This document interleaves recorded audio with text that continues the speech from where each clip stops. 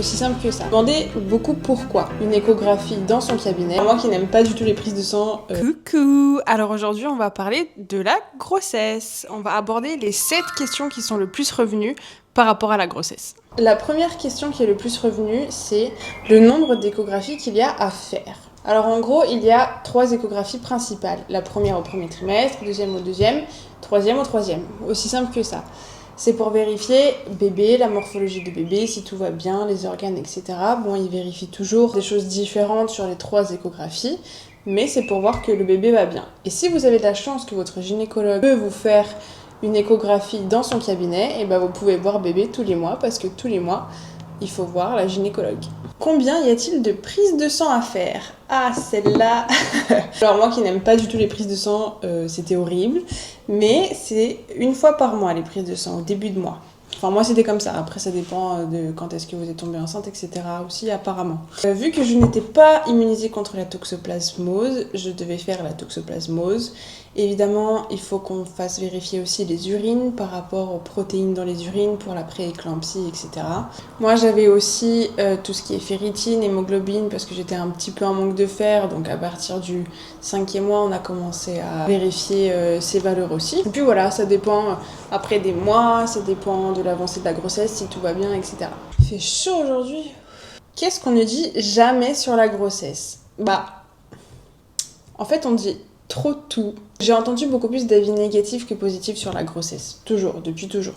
Et je me demandais beaucoup pourquoi. Mais alors qu'en fait, la grossesse peut très très bien se vivre et peut être très très belle aussi. Et ça, trop peu de gens le disent. Trop de personnes parlent de leurs expériences négatives, alors qu'en vrai, moi par exemple, ça s'est super bien passé. J'ai pas eu de problème.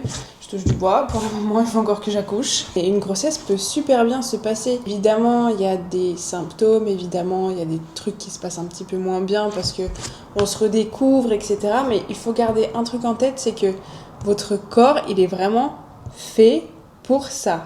C'est impressionnant.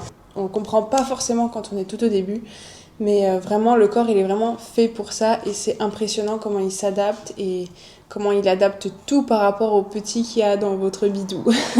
Petit ou petite. Comment la fatigue de grossesse se différencie de la fatigue dite normale? La fatigue de grossesse, elle va vraiment vous épuiser. Vous pouvez un peu plus dormir.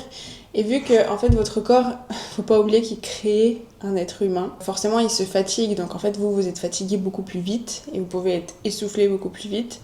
Mais en fait c'est normal, surtout au premier et au dernier trimestre. Au deuxième trimestre vous allez péter la forme. Après ça dépend des femmes aussi, attention, mais moi c'était mon cas. Mais au premier et là dernier trimestre, je pourrais dormir, mais 15 heures par jour, par nuit, ce que vous voulez. En fait, la fatigue normale, on s'épuise mentalement, etc.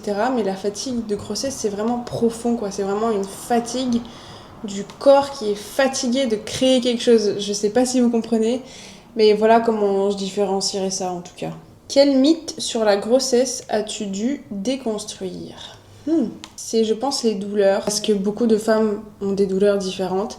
Et en fait, beaucoup de femmes ont un seuil de douleur aussi qui est différent.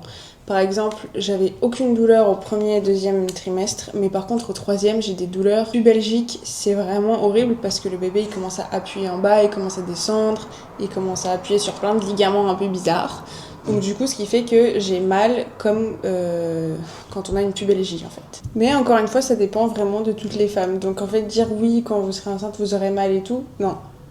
Pas forcément. Depuis que tu es enceinte, ta relation avec certaines personnes a-t-elle changé?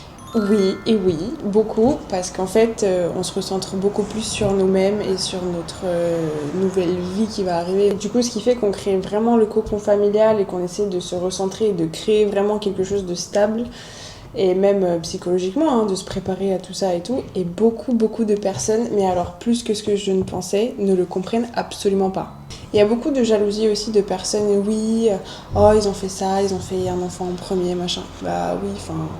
Alors déjà, des fois ça arrive, des fois il y a des gens qui planifient, chacun fait comme il veut, et ça, beaucoup de personnes ne le comprennent malheureusement pas. Est-ce que tu as des symptômes chelous dont personne ne t'avait jamais parlé? Franchement, non. À part que là, vers la fin, j'ai des grosses envies de mangue.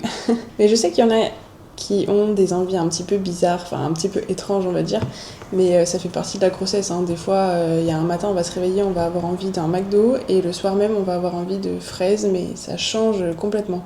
Les hormones font bien leur travail. Et voilà, j'espère que ça vous a plu. Si vous avez des questions, n'hésitez surtout pas à me les poser. J'espère accoucher très bientôt, mais jusque-là, je vous fais des bisous.